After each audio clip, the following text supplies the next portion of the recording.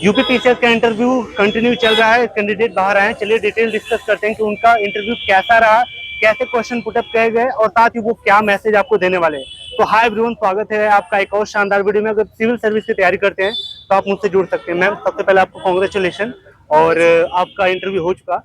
आप अपना नाम और अटेम्प्ट बताएं। मेरा नाम प्रीति मिश्रा है और ये मेरा 6th अटेम्प्ट है और मेंस का मेरा तीसरा अटेम्प्ट है और इंटरव्यू का पहला अटेम्प्ट है। ओके, तो मैम जब आप एंटर करती हैं तो वो माहौल कैसा रहा? आपने जैसा उम्मीद किया था वैसा था या थोड़ा सा नर्वसनेस आई? शुरू में तो ठीक लग रहा था कि अच्छा होगा सब, लेकिन जब वहाँ पे आप वेटिंग पोजीशन में होते हैं तो वो 5-7 मिनट बहुत नर्वसनेस हो हाँ हाँ जाता हाँ। है। तो जब मैं अंदर गई तो थोड़ा सा आवाज कम स्लो थी, तो उन्होंने पूछा भी कि आप काहे इतना धीरे बोल रही हैं, डर रही हैं क्या? तो मैंने कहा नहीं मैम, डर नहीं रही हूँ, मेरा सविता अग्रवाल बोर्ड में था, अच्छा अच्छा। डॉक्टर सविता अग्रवाल मैम के बोर्ड में। हम्म। तो उन्होंने कहा कि क्यों फिर इतना धीरे बोल रही हैं, कुछ खाई पी नहीं है क्या? तो मैंने कहा मैम सुबह सुबह ही आना हुआ तो इसलिए कुछ खा नहीं पाए थे, तो हो सकता है इसीलिए आपको लग रहा होगा। फिर उन्होंने इंटरव्यू स्टार्ट किया था। आपने कोई मॉक इंटरव्यू दिया था? यस सर, मैंने कितने? 5-6 मॉक इंटरव्यू दिए थे। अगर मैं सीधे बात करूं कि mock interview versus real interview, तो आप क्या डिफरेंशिएट करेंगे? रियल इंटरव्यू मुझे लग रहा है कि ज्यादा वो होता है, ज्यादा सपोर्टिव मेंबर होते हैं यहाँ पे, क्योंकि उन्होंने पहले ही कहा कि आप डर तो नहीं रही हैं, आप डरिए नहीं, आप 2 परीक्षा पास करके आई हैं, तो इसलिए आपको डरने की जरूरत नहीं है, आप खुद ही इतना एलिजिबल हैं तो काहे डर रही हैं।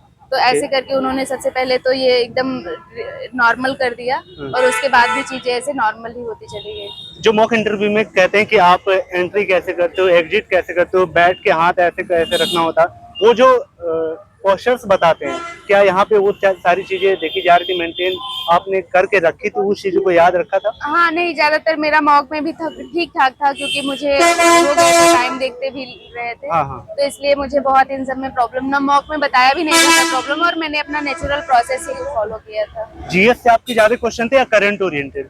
इसमें मॉक में मेरे जॉब से, इसमें जो मेरा इंटरव्यू था इसमें मेरे जॉब से ही रिलेटेड ज्यादा क्वेश्चन आपकी थे। क्या जॉब है रही है? मैं प्राइमरी विद्यालय में टीचर हूँ।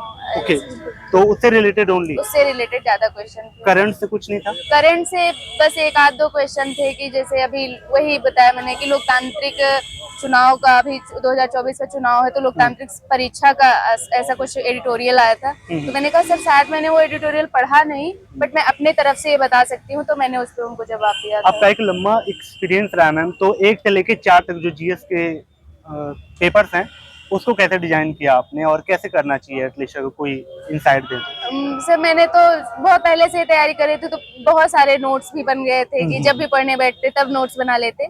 बट जब मैंने कोचिंग की थी 2017 में, मैंने कोचिंग की थी DIS लखनऊ से, तो मेरा जो वो एक नोट्स होता था कि फाइनल मुझे वही पढ़ना है। अच्छा। तो उसी को उठा के कॉन्सेप्ट क्लियर किया, उसके बाद जो डाटा फैक्ट होते थे, क्वेश्चन सॉल्विंग होता था, वो सारी चीजें। पीसीएस के लिए मैम एनसीईआरटी और स्टैंडर्ड बुक में अगर कंपेयर करें तो क्या लगता है कि किधर का पलड़ा भारी हो सकता है? स्टैंडर्ड बुक का ज्यादा पढ़ना भारी होता है। NCERT आप 1-2 बार पढ़ सकते हैं, चीजें समझ सकते हैं, वहाँ से अंडरस्टैंडिंग बन जाती है, बट क्वेश्चंस जो सॉल्व करते हैं वो हम स्टैंडर्ड बुक से ही सॉल्व कर पाते हैं। पेपर 5 और 6 वो लिमिट्स क्या रही है, कहाँ तक आपने पढ़ा है और उसको कैसे डिजाइन किया था? पेपर 5-6 वही जो आखिरी में ही 1-2-3 महीने मिले थे, उसी में मैंने पढ़ा। यूथ पब्लिकेशन की एक बुक आई थी, उसको मैंने पढ़ा। दूसरा मैंने मेक IAS का टेस्ट सीरीज ज्वाइन किया था, तो उनके जो भी टेस्ट के क्वेश्चन थे मैंने बस उतना ही पढ़ा था। तो लग रहा है कि वो आंसर राइटिंग में उतना इनफ रहा है? हाँ मतलब लग रहा था। बाकी पेपर 5-6 में कुछ क्वेश्चन थे कि जो लग रहे थे नहीं है बुक से, बट उसी से डील कर लिया था। स्टैंडर्ड बुक के साथ मैम सप्लीमेंट्स जो लोग लेते हैं वैल्यू एडिशन के लिए, वो क्या रहे? सब्जेक्ट वाइज में जानना चाहूंगा। मेरा सप्लीमेंट के लिए बहुत कुछ खास नहीं रहा था, बस करंट के लिए मैंने विजन का जो मेंस 365 आया था उसको मैंने किया था कंप्लीट, और मतलब जो भी सब्जेक्ट था सब्जेक्ट के हिसाब से कि पॉलिटी का करना है, सोशल इश्यूज का करना है, और ऐसे ऐसे करके।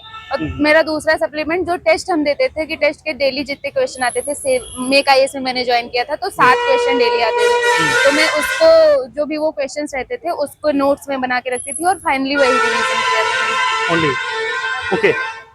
ड्रेस कोड की अगर बात करें मैम, क्या सोच के आपने कुछ सोच के ये ड्रेस कोड यूज किया या फिर कुछ ऐसा सोचना होता है? अभी तक हम भी उसी स्टेज में थे कि बस लोगों को देख रहे हैं, वीडियोस देख रहे हैं, तो फिर लोगों का था सबका यही साड़ी पहन के जाना, तो मैंने इसीलिए चूज किया ड्रेस। ओके, एक कॉमन क्वेश्चन मैं जानना चाहूंगा। मैं यूपीएससी का एक्चुअली कर रहा था, तो उसमें एक ऐसे डाउट आ रहे थे कि जिसकी शादी हो जाती है लड़की की, तो उसका डोमिसाइल फादर के यहाँ का लगता है या ससुराल का लगता है?